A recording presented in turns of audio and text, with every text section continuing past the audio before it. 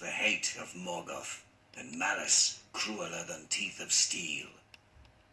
And the rocks were rent by their clamour, and fell from on high, and choked the falls of Esgalduin. There they fought to the death. But Thingol gave no heed, for he knelt by Beren, seeing that he was sorely hurt. Huan in that hour slew Carcharoth.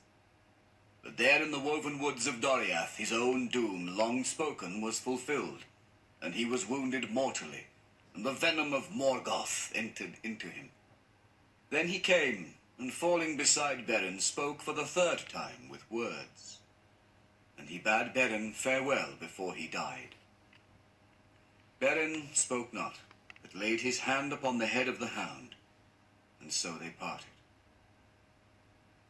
Mablung and Beleg came hastening to the king's aid, but when they looked upon what was done, they cast aside their spears and wept. Then Mablung took a knife, and ripped up the belly of the wolf, and within he was well nigh all consumed as with a fire. But the hand of Beren that held the jewel was yet incorrupt. But when Mablung reached forth to touch it, the hand was no more, and the Silmaril lay there unveiled, and the light of it filled the shadows of the forest all about them. Then quickly and in fear, Mablung took it and set it in Beren's living hand. And Beren was aroused by the touch of the Silmaril, and held it aloft, and bade Thingol receive it. Now is the quest achieved, he said, and my doom full wrought. And he spoke no more. They bore back Beren Camlost, son of Barahir, upon a bier of branches, with Huan the wolf-hound at his side. And night fell ere they returned to Menegroth. At the feet of Hirilon the great beach, Luthien met them walking slow, and some bore torches beside the bier. There she set her arms about Beren, and kissed him, bidding him await her beyond the western sea. And he looked upon her eyes ere the spirit left him. But the starlight was quenched, and darkness had fallen even upon Luthien to Nuviel. Thus ended the quest of the Silmaril. But the lay of Leithian, released from bondage, does not end. For the spirit of Beren, at her bidding, tarried in the halls of Mandos, unwilling to leave the world, until Luthien came to say her last farewell upon the dim shores of the outer sea, whence men that die set out never to return. But the spirit of Luthien fell down into darkness, and at the last it fled, and her body lay like a flower that is suddenly cut off, and lies for a while unwithered on the grass. Then a winter, as it were the hoar age of mortal men, fell upon Thingol.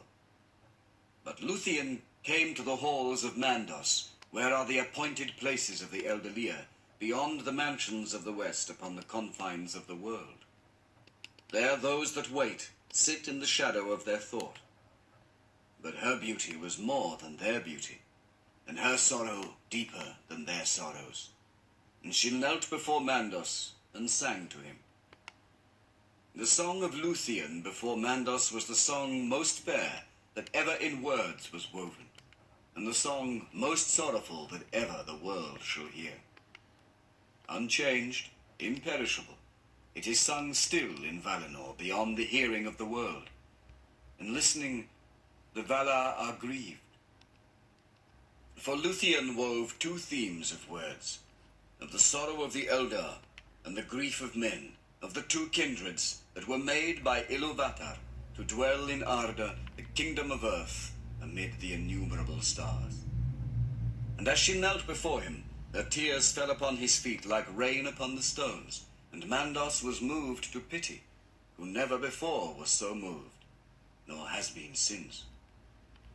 Therefore he summoned Beren, and even as Luthien had spoken in the hour of his death, they met again beyond the western sea. But Mandos had no power to withhold the spirits of men that were dead within the confines of the world after their time of waiting. Nor could he change the fates of the children of Iluvatar. He went therefore to Manwë, lord of the Valar, who governed the world under the hand of Ilúvatar. And Manwë sought counsel in his inmost thought, where the will of Ilúvatar was revealed. These were the choices that he gave to Luthien. Because of her labors and her sorrow, she should be released from Mandos and go to Valimar, there to dwell until the world's end among the Valar, forgetting all griefs that her life had known.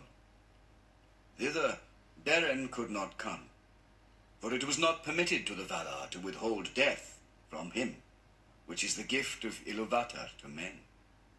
But the other choice was this, that she might return to Middle-earth, and take with her Beren, there to dwell again, but without certitude of life or joy. Then she would become mortal, and subject to a second death, even as he. And ere long she would leave the world forever, and her beauty become only a memory in song. This doom she chose, forsaking the blessed realm, and putting aside all claim to kinship with those that dwell there, that thus whatever grief might lie in wait, the fates of Beren and Luthien might be joined, and their paths lead together beyond the confines of the world. So it was that alone of the Eldalir she has died, indeed, and left the world long ago.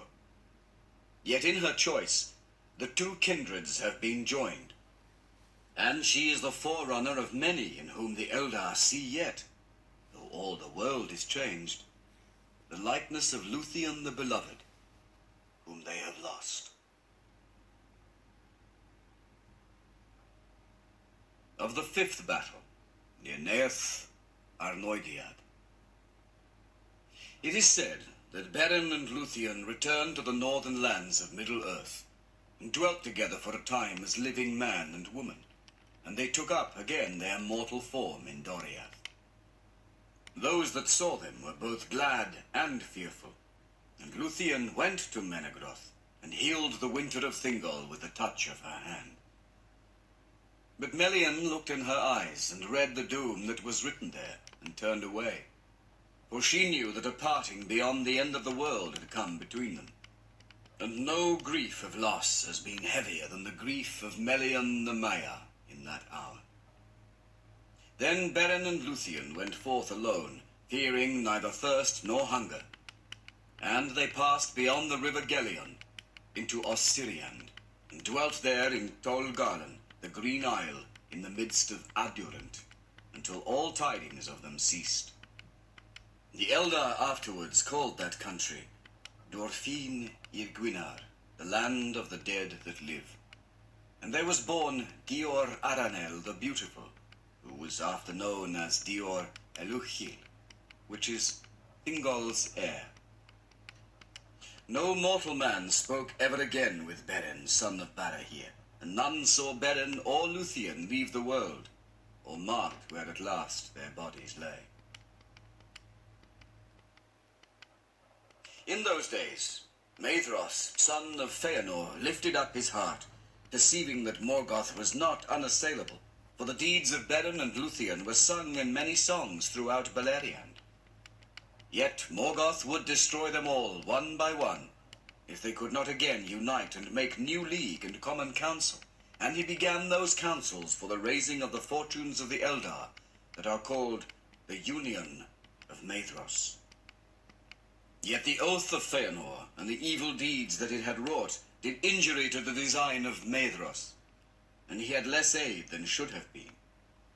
Orodreth would not march forth at the word of any son of Feanor, because of the deeds of Celegorm and Curufin, and the elves of Nargothrond trusted still to defend their hidden stronghold by secrecy and stealth. Thence came only a small company, following Gwyndor, son of Gwilym, a very valiant prince, and against the will of Orodreth, he went to the northern war, because he grieved for the loss of Gelmir, his brother, in the Dagor Bragolach. They took the badge of the house of Fingolfin, and marched beneath the banners of Fingon, and they came never back save one. From Doriath came little help, for Maedhros and his brothers, being constrained by their oath, had before sent to Thingol and reminded him with haughty words of their claim, summoning him to yield the Silmaril or become their enemy. Melian counselled him to surrender it, but the words of the sons of Feanor were proud and threatening, and Thingol was filled with anger, thinking of the anguish of Luthien and the blood of Beren, whereby the jewel had been won, despite the malice of Celegorm and Curufin. And every day that he looked upon the Silmaril, the more he desired to keep it forever, for such was its power. Therefore he sent back the messengers with scornful words. Maedhros made no answer, for he had now begun to devise the league and union of the elves. But Celegorm and Curufin vowed openly to slay Thingol and destroy his people if they came victorious from war and the jewel were not surrendered of free will. Then Thingol fortified the marches of his realm, and went not to war, nor any out of Doriath, save Mablung and Beleg, who were unwilling to have no part in these great deeds. To them Thingol gave leave to go, so long as they served not the sons of Feanor. And they joined themselves to the host of Fingon.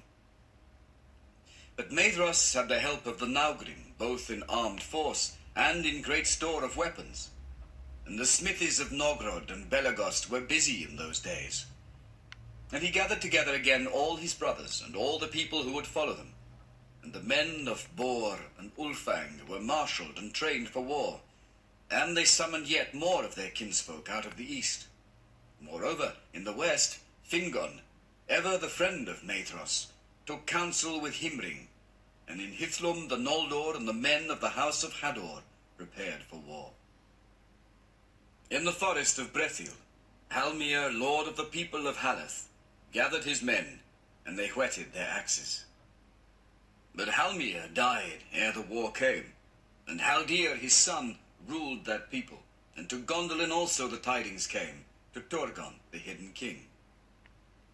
But Maedhros made trial of his strength too soon, ere his plans were full wrought, and though the orcs were driven out of all the northward regions of Beleriand, and even Dorthonion was freed for a while, Morgoth was warned of the uprising of the Eldar and the elf friends, and took counsel against them. Many spies and workers of treason he sent forth among them, as he was the better able now to do, for the faithless men of his secret allegiance were yet deep in the secrets of the sons of Feanor.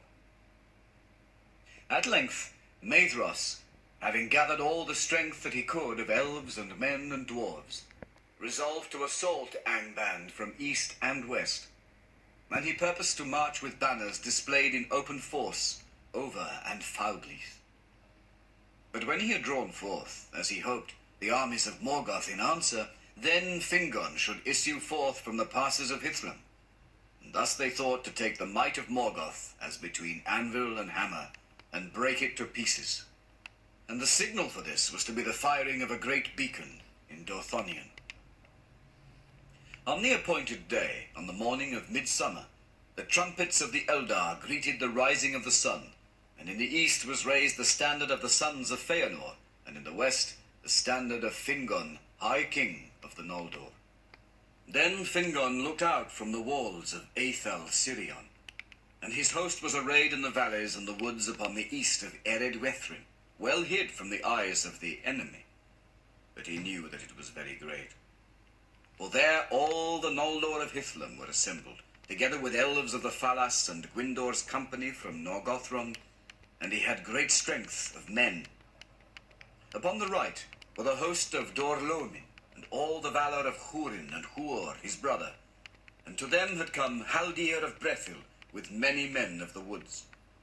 Then Fingon looked towards Thangorodrim, and there was a dark cloud about it, and a black smoke went up. And he knew that the wrath of Morgoth was aroused, and that their challenge was accepted. A shadow of doubt fell upon Fingon's heart, and he looked eastwards, seeking if he might see with elven sight the dust of Anfauglith rising beneath the hosts of Maedhros. He knew not that Maedhros was hindered in his setting forth by the guile of Uldor the Accursed, who deceived him with false warnings of assault from Angband. But now a cry went up, passing up the wind from the south, from vale to vale, and elves and men lifted their voices in wonder and joy. For unsummoned and unlooked for, Torgun had opened the leaguer of Gondolin, and was come with an army 10,000 strong, with bright mail and long swords,